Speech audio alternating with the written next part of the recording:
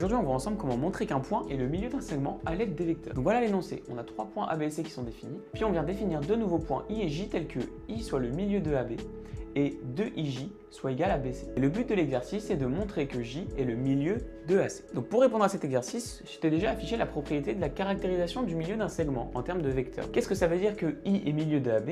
Bien, on dit que I est milieu de AB si et seulement si le vecteur AI est égal au vecteur IB. Donc si on regarde un peu sur le schéma, là j'ai I qui est milieu de mon segment AB. Et ben je regarde, j'ai le vecteur AI qui est bien égal au vecteur IB. Plusieurs manières de caractériser le milieu. On pourrait très bien dire aussi que 2AI égale AB, par exemple.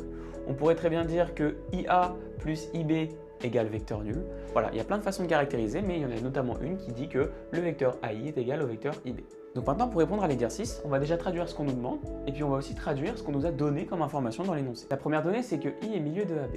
Donc, en utilisant la caractérisation du milieu, donc on pourrait très bien dire que AI égale IB, mais comme je vous ai dit, on peut traduire d'autres manières différentes, et on peut aussi dire que le vecteur AI est égal à 1 demi fois AB. Ensuite, la deuxième ligne, alors on peut la traduire si on veut, on peut l'écrire autrement, donc on peut avoir 2IJ égale BC, mais en fait c'est équivalent à avoir, en multipliant par 1 demi de chaque côté de l'égalité, on obtient IJ égale 1 demi de BC. Et ensuite, je vais vous traduire aussi ce qu'on veut montrer.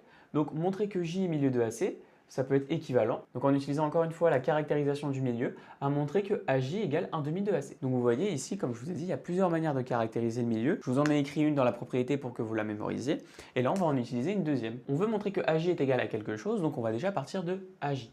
Et pour ça, on va décomposer AJ à l'aide de la relation de Chasles. Donc je vous ai écrit, d'après la relation de Chasles, on a le vecteur AJ qui est égal au vecteur AI plus le vecteur IJ. Et donc maintenant, si on analyse un peu ce qu'on a obtenu, on obtient déjà AI. AI, où est-ce qu'il apparaît dans notre énoncé? Ah, il apparaît juste ici. AI égale 1 demi de AB. Donc je peux le remplacer par 1 demi de AB. Et est-ce que IJ apparaît dans mon énoncé?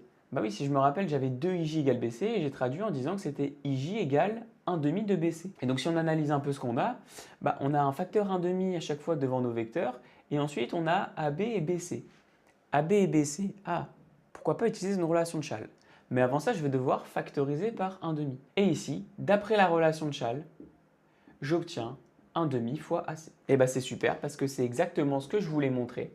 AJ égale 1 demi de AC. Et donc voilà la conclusion qu'on peut apporter, puisque AJ est égal à 1 demi de AC, J est milieu de AC. Donc voilà pour cette petite méthode pour montrer qu'un point est le milieu d'un segment avec les vecteurs. Si tu souhaites avoir d'autres méthodes pour les vecteurs, n'hésite pas à me le dire en commentaire.